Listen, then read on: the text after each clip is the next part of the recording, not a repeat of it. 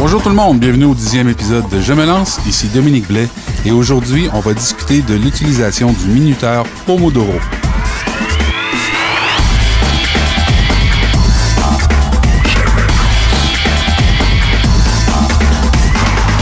Eh bien oui, je me lance dans l'utilisation du minuteur Pomodoro. Je ne sais pas si vous vous rappelez, mais quand j'étais petit, moi je me souviens d'avoir vu ça. Il y avait des petites tomates qui servaient de minuterie quand on faisait la cuisine. Donc ça, c'était dans les années 80. La plupart des gens dans leur cuisine avaient ça. Donc la petite tomate en question était comme séparée en deux, la partie du haut, la partie du bas, et là on pouvait la tourner, et quand on la tournait, bon, on s'était inscrit un certain minutage, et bon, évidemment ça défilait, et quand on arrivait à la fin, il y avait une sonnerie là qui nous disait « Hey, c'est terminé ». C'est qu'à un moment donné, il y a eu un Italien, qui s'est développé une petite technique d'apprentissage, qui lui a permis aussi d'augmenter sa productivité.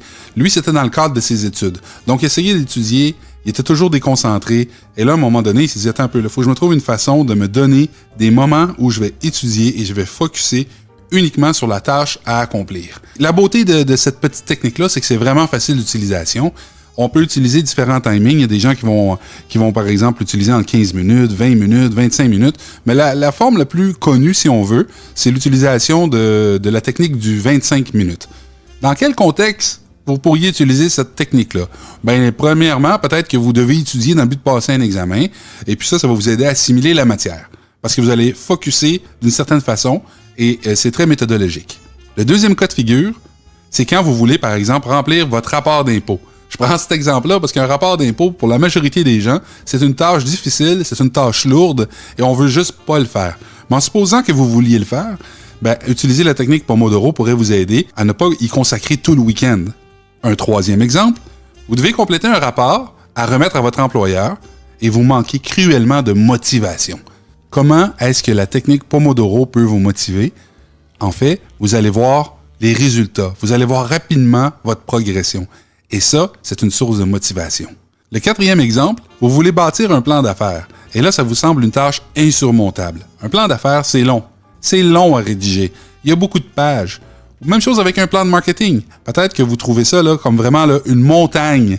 Hein? Une montagne de papier, une montagne de documents à lire, une montagne de documents à rédiger. Vous n'arrivez pas à enclencher le processus? Eh bien, l'utilisation de la minuterie Pomodoro pourra peut-être vous aider. Un cinquième exemple, dès que vous commencez à effectuer une tâche, vous commencez à recevoir des notifications sur votre cellulaire, vous commencez à recevoir des courriels, ça rentre de partout, on est tous habitués à ça, là. Tout le monde, maintenant, nous sommes branchés 24 heures sur 24.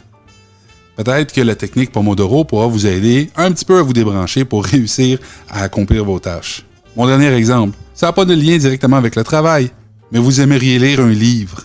Un livre qui contient autre chose que des images, qui va vous demander de la concentration, ou encore tout simplement juste de vous laisser aller à la lecture, sans que ce soit un livre technique ou un livre complexe. Mais vous y arrivez tout simplement pas. Et là, des fois, on s'imagine que c'est parce qu'on a une sorte de déficit d'attention quelconque. Peut-être que oui, peut-être que vous avez un déficit d'attention, mais ça, c'est autre chose. Mais si c'est pas le cas, la technique que je me prête à vous parler pourrait être vraiment une solution. Donc là, c'est le moment où je vais vous parler du processus. Étape numéro 1. Vous devez procéder à la sélection du projet. Là, vous ne pouvez pas tout faire en même temps. Concentrez-vous sur un projet à la fois. Par exemple, vous pourriez penser au projet qui vous cause le plus de problèmes. Qu'est-ce qui est le plus lourd pour vous ou qu'est-ce qui semble être insurmontable? Choisissez celui-là. Allez-y avec le plus difficile. Abattez-le tout de suite. Le numéro 2, vous allez segmenter votre projet en tâches multiples. Ça veut dire que vous allez regarder votre projet dans l'ensemble. Évidemment, vous ne pouvez pas le compléter d'un coup. Donc, ce que vous allez faire, vous allez le diviser en petites tranches, comme on fait avec un salami.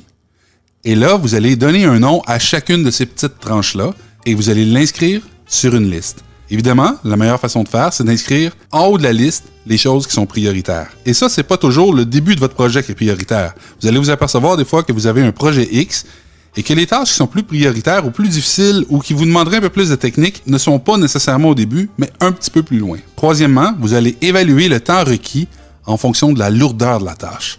Plus une tâche va vous sembler dure à effectuer, plus vous allez devoir y passer de temps. Quand on parle d'une session Pomodoro, ça veut dire que vous allez vous concentrer pendant 25 minutes sur une tâche sans penser à autre chose. Pour compléter votre tâche, il y a de fortes chances que vous ayez besoin de faire plus qu'une session. Par exemple, si votre projet c'est d'étudier un truc, Peut-être que vous avez besoin d'étudier la même matière plusieurs fois. Donc là, ici, au niveau de la technique, quand vous aurez accompli 25 minutes, vous allez recommencer, mais pas avant d'avoir pris 5 minutes de pause.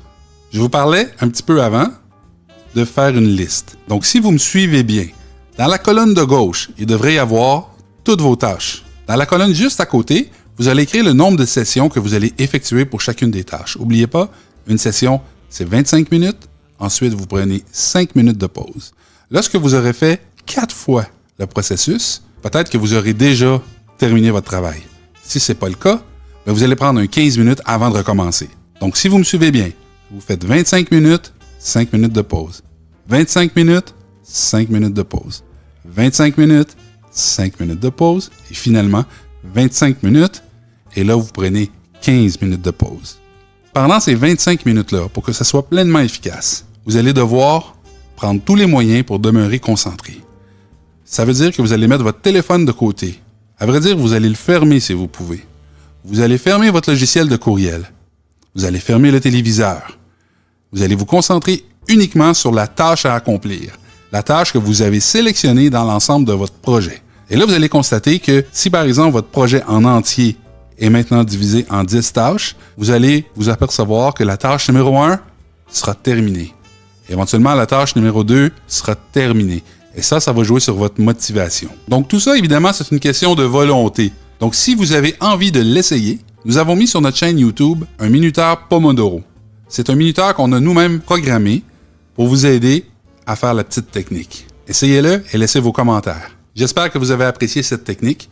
Mon nom, c'est Dominique Blais pour Je me lance et je vous souhaite une bonne journée.